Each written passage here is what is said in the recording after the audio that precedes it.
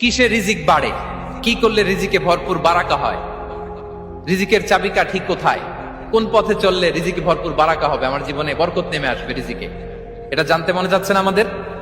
হ্যাঁ, কষ্ট হচ্ছে আপনাদের? কষ্ট হচ্ছে? তাহলে কি করলে রিজিকে ভরপুর বারাকা হয়, কি করলে আমার জীবনে ভরপুর বারাকা নেমে আসে, এই পয়েন্টটাতে আমরা একটু আলোকপাত করি। যেসব কাজ করলে আমাদের জীবনে রিজিকে আসমানি বারাকা নেমে আসবে, আমাদের রিজিকে আসমানি বারাকা নেমে আসুক, আমরা চাই কি চাই না?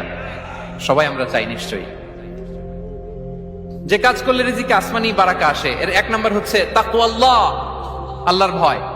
আল্লাহ তাআলা বলছেন, ওমাইয়াত্তাকিল্লাহা ইয়াজআল লাহু মাখরাজা ওয়া ইয়ারযুকহু মিন হাইসু লা ইয়াহতাসিব।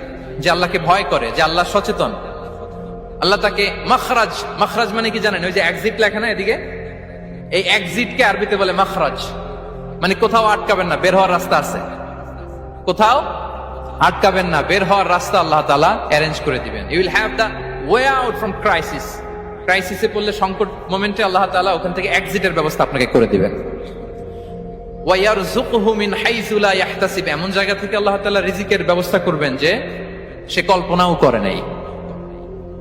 এরকম অনেক সময় হয় না যে আমি ভাবিও নাই যে এখান থেকে আমার রিজিকের বন্দোবস্ত হতে পারে, কোত্থেকে যে রিজিক চলে আসলো, এরকম জীবনে মাঝে মাঝে হয় কি হয় না?